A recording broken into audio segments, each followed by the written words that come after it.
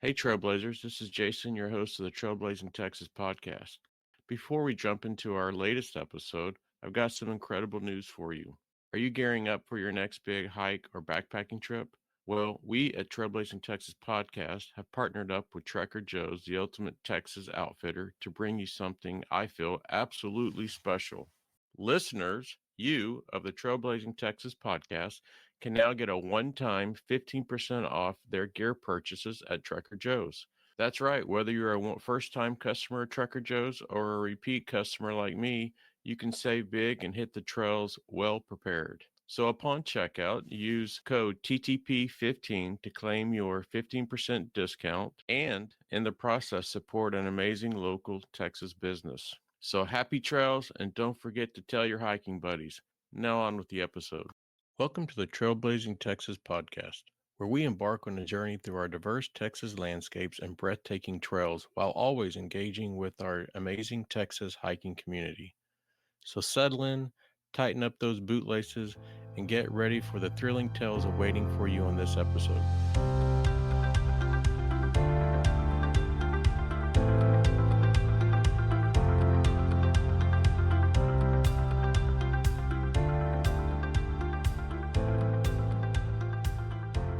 And we were just like miserable. And so we went to that house and we were like, what are we gonna do? So we were like, let's go knock on the door and see if we can on the porch so we could call Charlotte.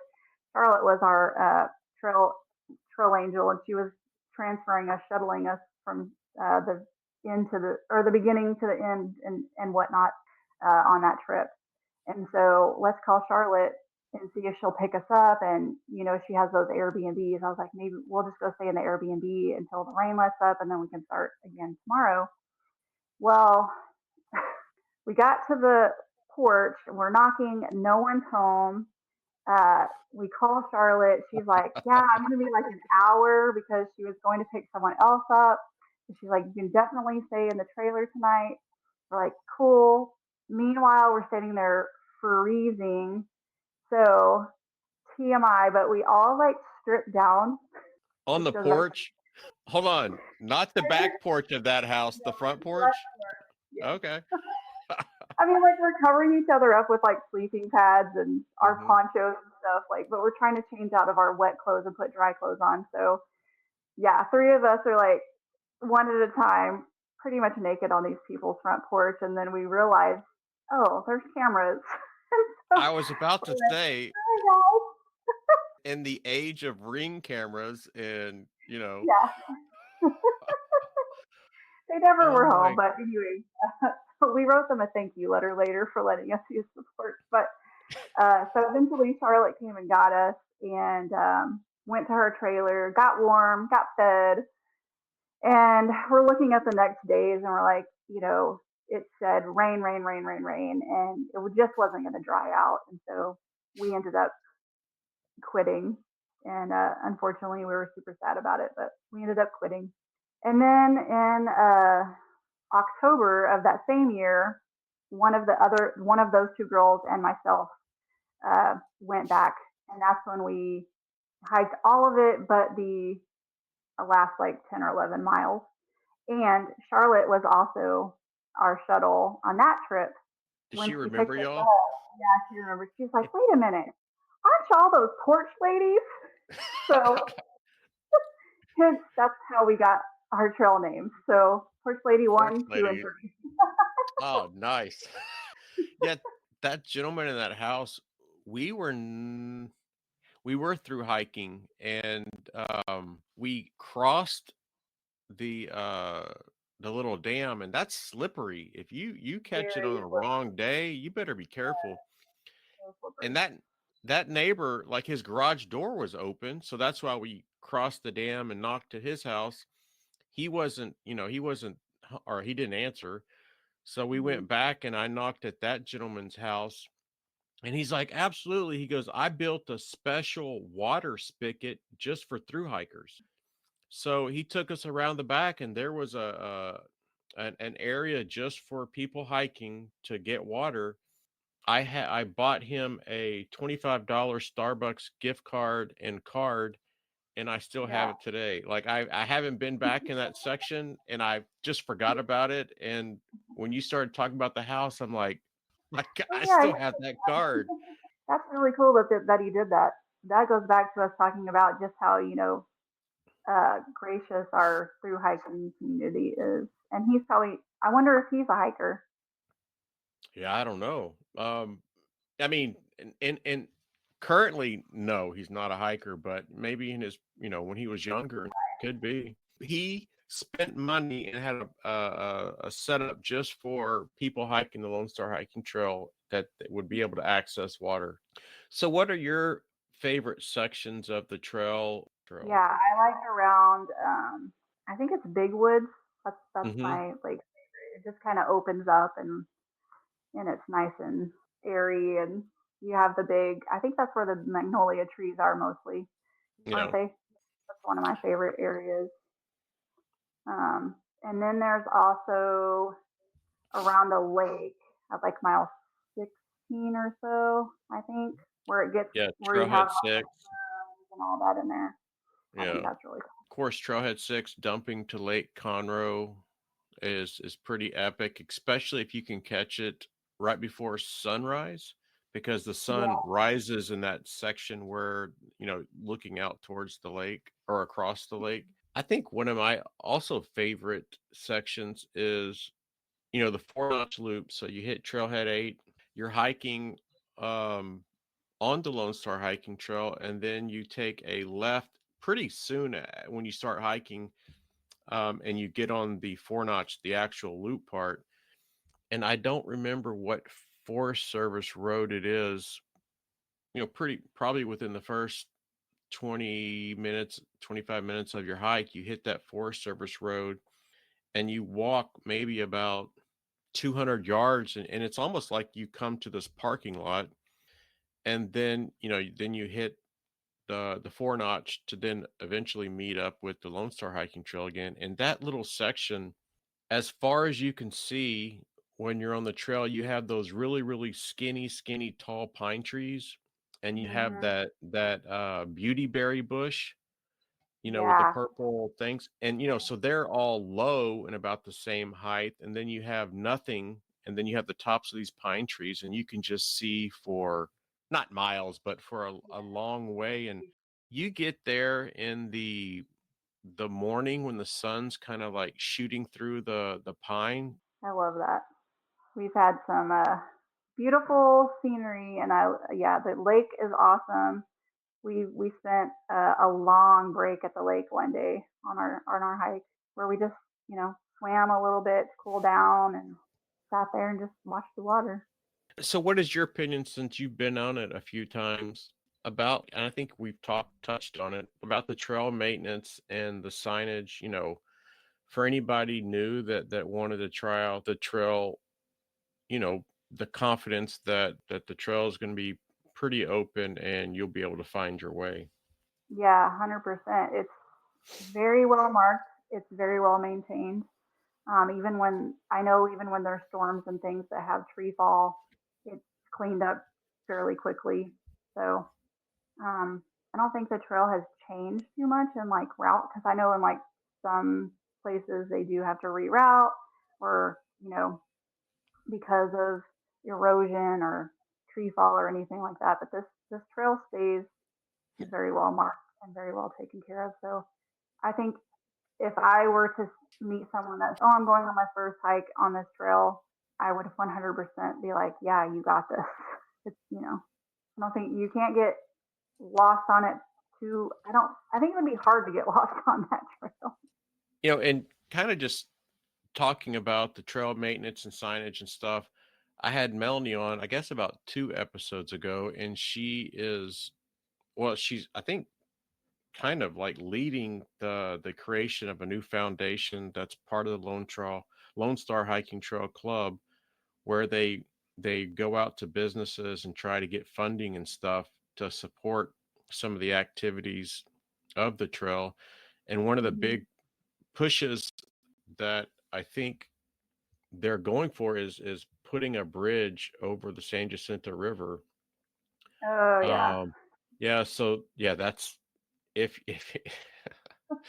if you are a hiker, there is a river that you are going to have to cross, and if there are no trees down crossing it, you're I don't want to hopefully you don't swim it because I don't know how safe that would be, but you're trekking maybe knee deep water across this river. But yeah, Right. they've done I think environmental impact studies and stuff. And so I don't know how close they are to finalizing something, but I do know that that's part of their plan for improvements and stuff for the trail. Yeah, that'd be really really beneficial to that area. I saw. I think it was one of your. I think maybe it was somebody you interviewed, or maybe that y'all were talking. No, it was you and Melanie talking about someone y'all interviewed swimming it. That she had come from another country or state. So that's Kim, and in fact, we've been messaging today that she's coming on the podcast. I had sent her questions, to come on the podcast, and we got to talking because she used my caches in January. Yeah, she's just driving through Texas to go to Arizona to through hike the Arizona Trail. Oh no, Texas has a long trail. Giggle, giggle. Okay, it's only 96 miles. Okay, I'll do that in a day. She used my caches, but that's when we had that massive flooding and stuff and the rain, and she didn't care. And I asked her, I'm like, how did you get across to San Jacinto? And I think she even posted, you could Google Kim on the Lone Star Hiking Trail, and there's pictures. Like she goes, I just swam across it. Haven't What? there been alligators in there? I don't know. You can't. It's murky. You can't see. And with Mm, that much rain, the level, I mean, the water had to be high, and it's not, it's probably and 10, Swift. 11, 12 feet, and she just swam across it and she didn't think anything of it. But yeah, so, I'd be like so scared all my stuff would be wet. oh, her stuff was wet and she just dried it out.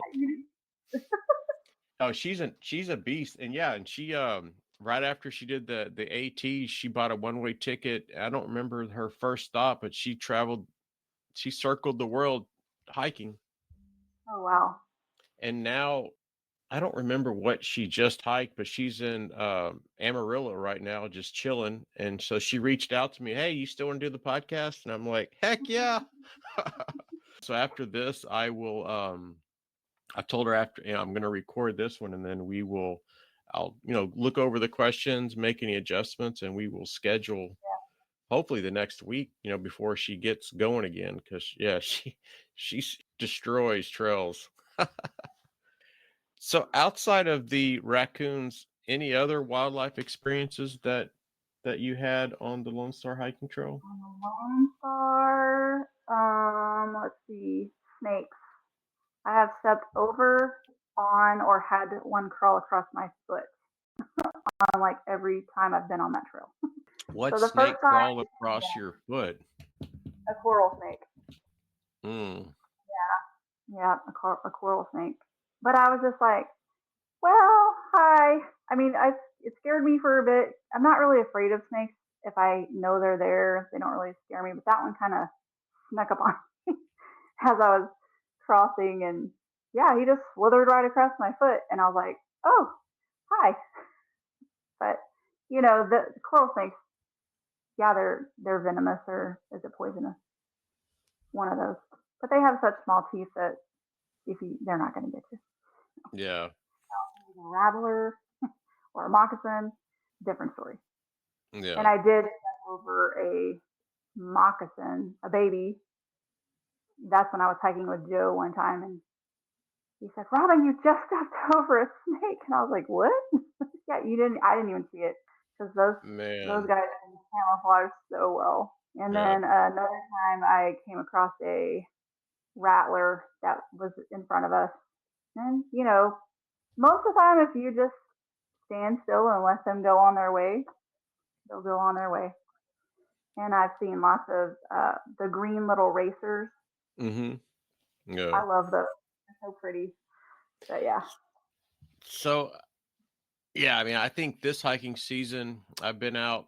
every weekend since the first weekend in September, and I'm batting 1,000 with snakes. And usually I'm about 75%,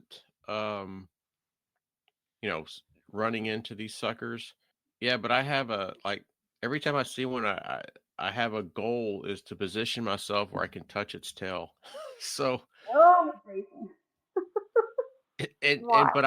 but I let them like I'll follow them where they until they get into a log or something, you know, where just a little bit of it's hanging out, and then like I touch it, and then I scream and run one way, and then it shoots off that way. Um, I think it's just a fun calculation that I do, and I think I'm like at 67 or 64% success rate. So not all the time. Okay, what kind of snakes are you touching? Any and all? Uh, yeah, anything that I come across that I can find a way to To in touch. my dumb mind safely do it. And yeah, should I do it? No, I should just leave them alone. I don't bother them usually, Mhm. except for that. But like, I should probably just let them be, but it's just something that I started. It's another form of entertaining yourself on trail. Absolutely. And sometimes even like in the quads, like, it's cold and a snake gets caught out, so it's slow and not as peppy as they normally are. So it's like easy access, easy prey. E- e- Easy prey for the boop. So if you look at the Lone Star hiking trail, just kind of in general, is there anything that you've been out there a few times, that you think they can improve on? Hmm. Let's move on. Maybe some of those sections where it gets super tunnely and narrow. Yeah. I mean, and I hate that it would have to be widened because then you're, getting into cutting down more trees or more native plants or whatever. But sometimes those, especially when it's warmer, can get sweltering and like claustrophobic in there for me. So that's just a personal preference, though, that I think that maybe those could be a little more open. And I don't think those areas, like they do a lot of control burning out there. And Yeah. if you look at those tunnels, you're like the amount of pine needles and stuff that have caked up, like Mhm. when these trees are hanging over the trail, like they couldn't have had a control burn in probably 5 or 6 years. Light that sucker up. Well, I kind of like the overhanging and with like the moss that's hanging down and stuff. But yeah, I like that. But there's certain parts of the trail that are just like bushy and thorny on both sides, and just like it feels like it's super overgrown, and you're just like, you know, you're just claustrophobic in there to me. Yeah. Let's say you have a brand new female best friend, and she wants to go solo through hike the Lone Star hiking trail, and you can't go. Joe's not letting you. Um, what advice do you have for her? Same advice I would give my, before. Have your map, have someone know where you are, plan out your caches, um, really study the trail. Even though it's well marked and well maintained, I still have a map. Like I have a printout of the entire trail where I will pinpoint like, okay, night one I'm staying here, night two I'm staying here, night three I'm staying here, especially if it's hunting season because you have to get to those designated camping areas. And Yeah. so that helps uh, me and probably a new hiker to figure out like, okay, I have to get this many miles in today. So, and then maybe if you haven't hiked that many miles, start training yourself to hike that many miles a day, which I'm not great at. Like I said before, training schmaining, I just go. So maybe that's not the best advice for me to give. You know how many times I'm laying in bed thinking, okay, tomorrow morning I'm gonna, I saved all these videos of mountaineering, strengthening your legs with weights and bending and blah blah blah. I'm like, all right, tomorrow morning, I work from home. You know, I'm gonna get up there and I have bands. I have the whole works. Mhm. You know how Same. many, probably for the last year and a half, almost 2 or 3 times a week, I'm like, yep, tomorrow's the day. Tomorrow's the day. I do the same thing. When I was going to Centennial, Joe's like, "You really need to train, babe. You really have to train." I'm like, "Okay, I have like 3 months," and then I'd be like, "Okay, I have 2 months. Okay, I have a month. Oh, I have a week." Yeah. So Uh-oh, it's tomorrow. So when Joe goes out, does he train? no, not Exactly. really, not really. He Yeah. has in the past. He has like walked our neighborhood, for every night for mile. Like he'll go 3 or 5 miles a night or something, but not really. Not going out, and going on a trail. And no, he doesn't train either. All right. So I'll just in let him wrapping up play. our Lone Star Hiking Trail section, do you have any final stories about your adventures on the trail out? So we heard how you got your trail name.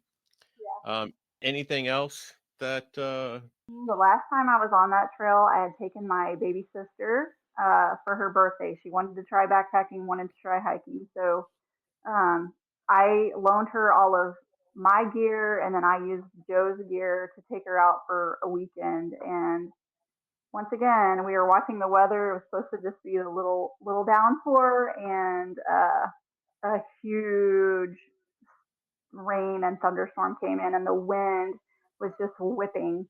And I had actually called Joe while we were out on trail, and I was like, "Babe, I don't think can you." I was like, "This is not looking great." And he's like, he was looking it up online about where the storm was settling kind of over us, and he's like, "You're gonna be fine. You're gonna be fine. Just keep going." And her and I were like back and forth. We turned around. They're like, "No, let's just go." And then we turned around and started going, and they're like, "Wait, maybe we shouldn't." And then maybe we should. But like I said, it was pouring down. The wind was whipping. And have you ever seen those pine trees like when it's windy like that? It's they are bending over. Well, one we were going, and I said I heard a thunderbolt and lightning, and I said stay still, don't move. And all of a sudden, one of those big pine trees just, I mean, broke at the oh and man. right probably like 25 yards in front of us, and then crashed Oh into my another tree and gosh. broke that one down. And we're like, okay. So, but we continued on to our camp, and then set up camp in like a mud hole. Camped. It rained all night, and then we tried to go. We went a few miles the next day, and then she was like, "I think I'm done." But the goal was to get like 20 miles in on her first time hiking, and I think we got like 10. So, but yeah, that was pretty scary watching that huge tree fall down right in front of you. Yeah, I mean, you get out there in a thunderstorm or a windstorm, yeah, there's a potential you're in trouble. I've had, and it wasn't even, I think it was after a big storm. I think one happened probably about maybe 30 yards. I was walking by and a tree popped, sounded like a gun. And thank goodness, it wasn't a big tree and it didn't fall towards me, but I got to see it pop and then fall. And then one, it was at the Trailhead 8, the 4 notch loop. I had Mhm. just finished, and yeah, this massive explosion, it sounded like, and that, a tree popped and it came down, and I couldn't see it. It was off, from me, Yeah. but you could tell it took out a bunch of trees. And I'm like, Oh geez, and what was kind of scary for me is I was going counterclockwise, and about the halfway point I was going, or another group was going clockwise, and so kind of the middle area we met past each other. I had finished. The area that tree broke in would have been the area that they were walking through, and when we were kind of about halfway, so we should be finishing in a similar, finishing kind of around the same time. And so that kind of scared me that, I had finished, was sitting by the car, and then that happened, and it was in the direction of that side of the trail. So I was like, oh man. But yeah, you definitely don't want to get out there during and also like with the rainstorms and stuff, like that that trail turns into a lake. So Yes. it's just miserable. Yeah, you're Yeah. just tromping through. I think we were tromping through like ankle deep water, and I know it can get much worse than that, but even the ankle deep was okay. This is enough.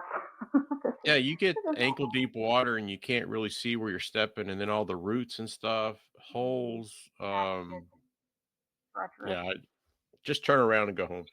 Yeah, that's what we did. Let's talk about the Eagle Rock Loop. Okay, So, what is your experience on that trail? so I soloed that trail in last year in Yeah. November. Yeah, it was kind of my birthday present to myself. So I went up and hiked that one. It was pretty cool. That trail is really beautiful. I made it just in time for like the end of fall colors. Oh, wow. Yeah, so just driving up to it, gorgeous. The whole trail is very beautiful. I did have a lot of fog on it, so when I was hiking up all the mountains, I would get to the view and be like, I can't see anything, and I drove here just for the colors, and I was Yeah. super bummed. But my last day on trail and my last vista, it the heavens opened up, and I and I got to see. It was so amazing Mm. that experience. I had gotten up there and it was still foggy and misty and just kind of gross. And I was super bummed. And there was a little trail off to the side that went out to the vista. And I was like, I'm not even going to try. I'm not even going to go over there because I'm not going to see anything. And so I kept going. And then a little voice was like, no, turn around and go back. So I turned around and I went back. And I'm standing there and I'm like, it's just foggy. I can't see anything. And I stood there a little longer and literally the clouds and the fog just like dispersed, just Oh, went away. man. And you could see all the colors, all the view for miles. And I was like, that was such a God moment for me. I was like, oh my gosh, this is like exactly why I came to hike this trail. And thank you. So, So, can you give the listeners, maybe a small little overview of the trail and really like what drew you to it? yeah, so it's a 26-mile loop. And what drew me to it was going to be a different challenge than hiking in Texas. Um, Mountainous rivers, so I didn't have to carry water. I could carry all of my food because it was I think I'd spent 2 nights. I was planning on 3 nights, but I actually ended up doing two. So I was able to carry everything with me easily. It's also well marked, so it was simple for me to do on my own. And then Joe and I had talked about hiking it together like the whole prior year, and it just never worked out with like our schedules. And our little one doesn't like to hike as much as we do, and so I'm like, I'm just gonna go do it. Um, but yeah, it's a really cool trail. There's like I think 6 mountains that you have to summit, and 5 of them are pretty much back to back. So you have that challenge, but then it also follows like a river, like all the way around the loop. You have waterfalls, and yeah, it was just a really beautiful loop. So, do you think it's something that you could even day hike? Oh yeah, there's people that just do it in a day. I probably, if I pushed myself, I probably could, but I don't. I'm a loosey looker when I'm Yeah. on trail. I'm not into let me get the highest mileage. Mhm. I like to stop. I like to take it all in. Um, like I said, I'm very into nature, and so I really enjoy like looking for like the Fibonacci pattern and in Yeah. flowers and fungus and like the littlest, tiniest details of pine cones and whatever I'm looking at. Sometimes it takes me a little bit because like I just want to enjoy myself. I'm just out there to relax, not see how fast I can go or how far I can go in a day. Yeah, I know when I get out on the trail, I take a lot of pictures, and I get a lot Me, of ribbing for it because, I'm slow, but, no one's complaining whenever they ask me like, "Hey, you got the pictures of our trip?" I'm like, "Yeah." Lori and I play a game sometimes. I'll come back from the Lone Star hiking trail and I'll just tell her like, "Hey, guess how many pictures I took?" And, she's like, 70. I'm like, 201. you've been on it so many times, but you see something different every time, right? Like you notice something different every time Mhm. that you're out there because this is that's the beauty of it. You're never gonna see the same thing twice. It's always a different experience, no matter how many times you're on the same trail. Absolutely. You start to learn the sun patterns, the seasons, and catch, weather windows where you do want it right after a rain, where it's overcast and you want to hit this section. So you really start to learn. I'm not into photography, but I love taking pictures.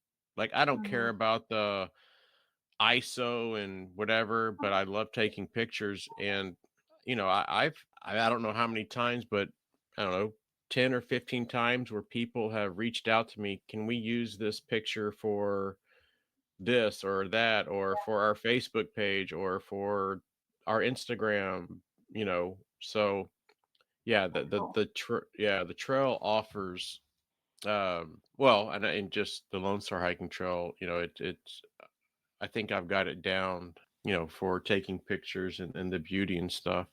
So for the Eagle Rock Loop, what do you think was the most challenging aspect of the hike for you? All those mountains, Uh, like the five that you have to climb, pretty much all. So I went counterclockwise.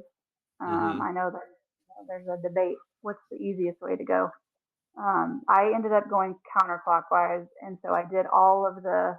I think I did four of the five in one day, and then the next day I got up and hiked um, the one that was left on that side, and then finished out my hike with the Albert Pike. Albert, I think it's Albert Pike. That's the last one when you're going that direction. Ended up finishing that one up the second day. So is it big elevation gains? If you compared it to like the Guadalupe Peak Trail, climbs like that or Yeah, I don't think they're quite as steep as that. yeah, But for me, like I said, I really don't train, and so and I have a little bit of asthma. I have fibromyalgia, so just like that constant up, down, different. It's hard on your feet if you don't if you're not used to that stuff. Just the different uh, directions your feet are going with the ups and the downs and all of that. yeah. Great. And what about the river crossings? Are there a lot? Because you were saying like you didn't worry about the water carries. And how did No, you manage yeah, there's that? water all over that trail. So I carry a Sawyer, uh, Mhm. a Sawyer squeeze, and a Canuck or Canuck. I'm not sure how they Yeah. pronounce it. I carry, and then I carry usually two smart water bottles with me on the front in my. Can I plug Trekker Joe's in my Trekker Joe water bottle sleeve? So you also use the Trekker Joe's water bottle sleeve holders? Of course I do. Who else would They I use? they are game changers, and I think I've said it on every episode, and if the listeners don't get it by now, get one. You will thank me later. 2, absolutely. Yeah, the distribution. I used to carry only one, but then I started with two, and it makes it so much better on the weight distribution of your pack. And then for me, I have like your shoulders get a little bit uh, irritated for me reaching back behind me grabbing my water, so I'll um, they're easy to just have on your chest, so you don't have to reach or ask somebody else to grab your water. Or if you Yeah. you know if you don't have anybody with you, you can't do that. So you have to take the pack off, or it's always falling out. But anyways, yeah. So the river crossings, there's several of them on that trail. I think I counted like four or five like major crossings, and then there's like several I don't know, I probably counted 30 or more tiny little creek crossings that were there. So easy to get water. The water's beautiful. It's always running. It's cold. It's clear. So Hmm. um, I wasn't ever worried about filtering from them. And the major ones, would you consider them to be dangerous at all or potential Um, dangerous? yeah, potentially dangerous. They weren't when I was there. I think my shin was about as deep as I got in most of the crossings. But yeah, I do know from studying that trail that the water crossings can get high and dangerous, and you are gonna not want to be crossing them. So it's really important to know your weather when you're on that trail and if rain's coming. And I know that by studying it also that it can flash flood pretty Mhm. in the valleys near the creeks. And so how did you manage, like, do you take like extra pairs of socks and change them out for that type of thing? Yeah, so I usually carry an extra or two extra pairs of socks with me. I wear ultras so they dry out pretty quick, but my socks are wool socks, so those also will dry out pretty quickly. I have like 5 pair of ultras right there. Yeah. So I was carrying a pair of Deliberate Life Design sandals with me. I don't know if you've heard of them. Hmm. Um, but I was changing out my shoes and walking in my sandals across the river. And then I was like, you know what? There's so many water crossings. I'm just going to leave my shoes. It was like so much time changing in and out. And so I was just like, I'm just going to go across in my tennis shoes. So that's what I did. Just have my extra socks for when I get to camp and want to put on dry socks, or during the middle of the day. I like to change out my socks when, like, at lunchtime, air out my feet, put on a new pair of socks. Got to. Have you thought about I started doing this, and that's the reason why I have so many of the same brand. I also change out my insoles. So I take an Yeah, yeah, extra pair. interesting. Yeah, I take an extra pair of insoles. They don't weigh anything, and they don't get Yeah. overly wet, but I have noticed that if I don't, I'm putting on dry socks, putting them into the shoe, and whatever the top layer of the insole is wet. But it helped out a lot for me. That's a good idea. I'm going to start doing that. Yep.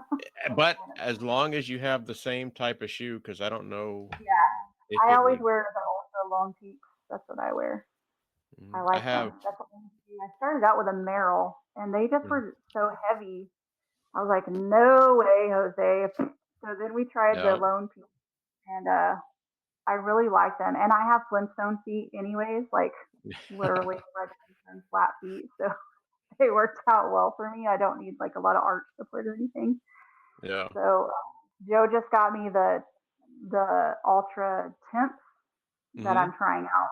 They have a little bit more cushion, but their toe box is a little narrower than the Ultras. So Yeah. I don't know about these. And when you're used to something, it takes a while to get, to get used to. But yeah, I have Mm, the fours all the way to I don't know what the eights or sevens. yeah, I have them all, and I even have the colors that pop. So like the reds, the yellows. yeah, I like the colors of the Ultras. They have some Yeah. nice colors. So you haven't put that many miles on them that you can retire a pair, Well, so or you that's a have some of really that. that's a great question on my fours.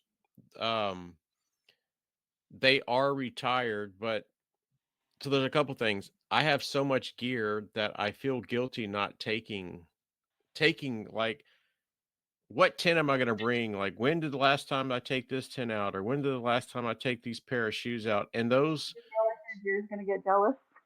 yes, exactly. Or I'm cheating on the one pair of shoes and or the one sun hoodie. So it's really a thing that I go through, and Lori says that I'm dumb.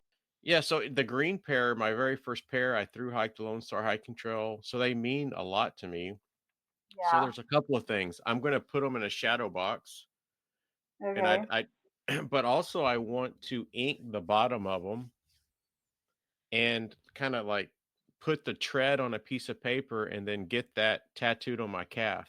My first Oh, pair cool. of yeah. So they're still here. I just You're took them out to cool. to South Lano. I didn't hike in them, but I drove in them. I Uh-huh. wanted to bring them out, but yeah. So I have two pair that I've never hiked in yet, but I just when they come out the new pair, I buy it, and then at some point I'll use them. Oh gosh, you're totally opposite than me. I'm a minimalist. I'm like, what is the like? I don't like extra stuff, and my So husband is like, he likes all the things. That would, I'd be like, oh my gosh. I think I'm with Lori. yeah, no, I have a hoarding complex, and then that I can't leave gear behind. So it's a issue. Very new. Yeah, it was exactly like that. Mhm. So is there any special wildlife that you encountered on the trail? On Eagle Rock, or Yeah. yeah, let's on that trail there really wasn't. I saw some deer, um, bugs. I like to find bugs. Yeah. I'm probably not your typical girly girl. I'm not girly girl at all, but Yeah. yeah, I like to find like beetles and because I just think they're so pretty. Like I like to look at moths and that kind of thing. But yeah, so there was like lots of spider. Oh, one thing I did find on there was a spider. I came across this gorgeous spider web that was across the trail. It was huge. It was probably like 5 foot in Golly. diameter, the spider web, and um it was in the morning, so it had all these beautiful dewdrops hanging from each of the little intricate pieces of the web. And then the spider, I don't even know what kind of spider it was still right there in the center of the web. And I was like, oh my gosh, it was so gorgeous. I took several pictures of that Yeah. because I just got like the water droplets on the web. I think that's one of my favorite pictures I've ever taken, just because it Yeah. was like webs are so intricate, and then like the dewdrops, you could see reflections in the dewdrops. So that was like Jeez. really. You'll have to share those pictures. Yeah, I'll send you that one. That's really cool. So just kind of the plain old animals, nothing Yeah, spectacular. plain old animals. Nothing spectacular on that trail. Yeah. And so kind of going back to the elevation, how did it impact you on the hike? And also like how does it normally impact you? Um. So I take an inhaler because like I Mhm. said, I have some asthma, exercise onset especially. But I think the elevation, if you don't have asthma, it probably would have been fine. And plus, if I would train, I probably would have been a lot a lot Yep. easier. The magic And words. so I just will get into kind of a mantra of like 2 deep breaths in, inhale, in the nose and out the mouth. And that really helps me. And then like getting a system of breathing with my steps as I'm climbing helps me a lot. And then also I will like totally break into song. Like I'll be singing out loud in the woods because I don't know, it just gives me like this extra little oomph Yeah. to get up that to get up that mountain or whatever I'm trying to uh, whatever challenge I'm trying to accomplish at that time. I like to sing myself through it. Yeah, I know when I had the episode with Mr. Barry and he was the gentleman that was lost at Guad, Uh, and just kind of going to what you're saying, seeing and stuff like he knew he was in trouble when like the night before he was singing hymns and remembering scripture and then um getting into that next night he couldn't remember, and but he was using that kind of like you just to yeah, buy some time.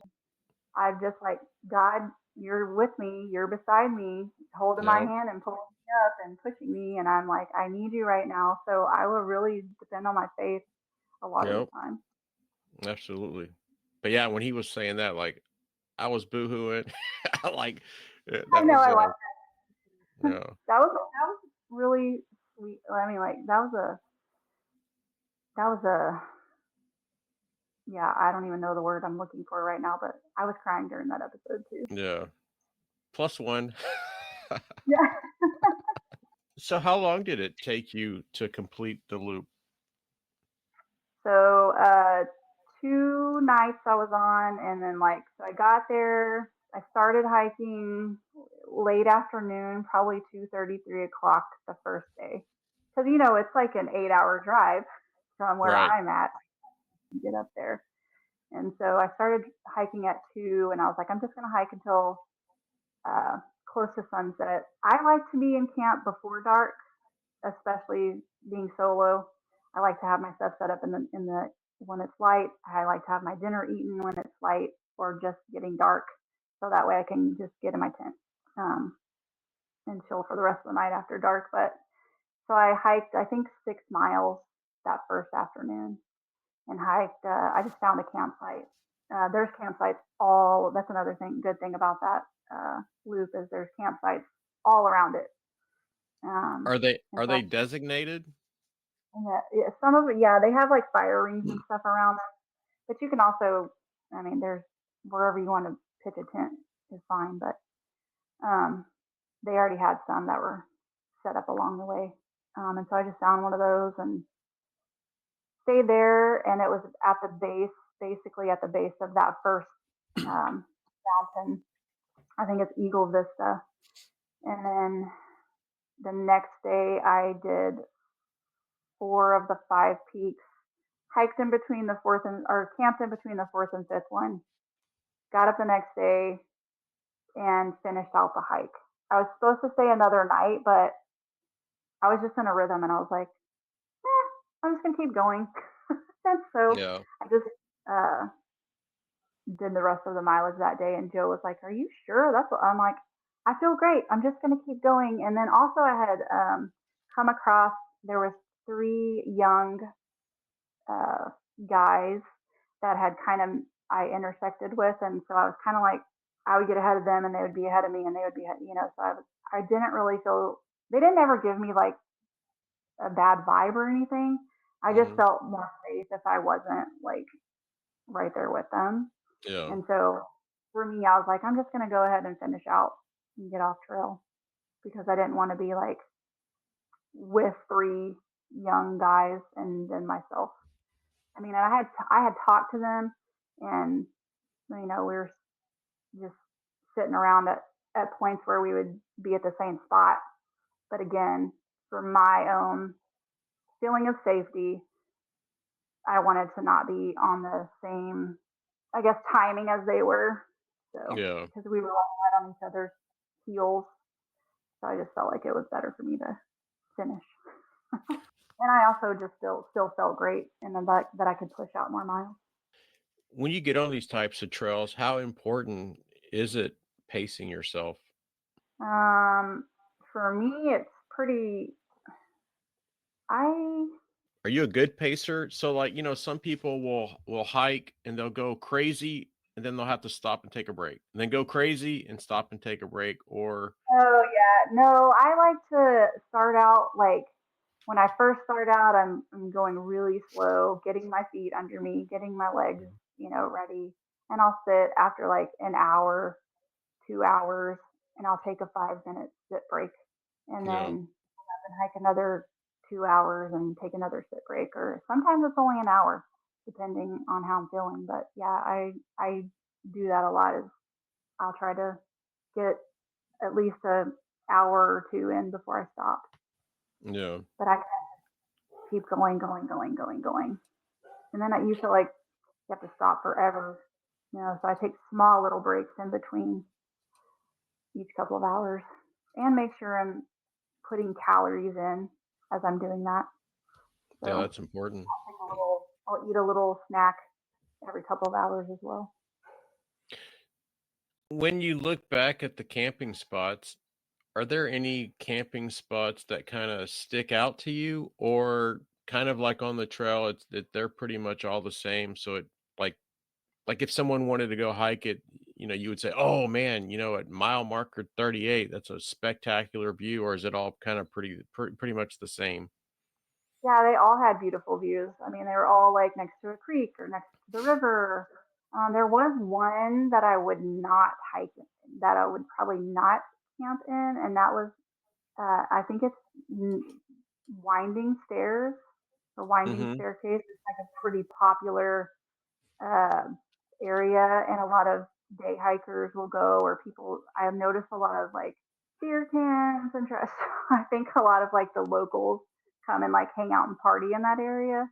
So Yeah. for me, that would not be a place that I would stay the night at. But yeah, every one of the campsites I saw was amazing views, or right next to water, surrounded by beautiful trees, or on the tops of the mountain, even on the top of each peak. Mostly there was a campsite or two at the top of each. So I Okay. thought those were So I think I know the answer to this question, but for this hike, how did you prepare? And that wraps up another exciting episode of the Trailblazing Texas podcast. We hope you enjoyed the episode today and stay tuned for our next episode where we will pick back up where we left off and guarantee to uncover many more hiking gems and share many more tips to enhance your experience on the trail. Until then, happy trails and happy hiking.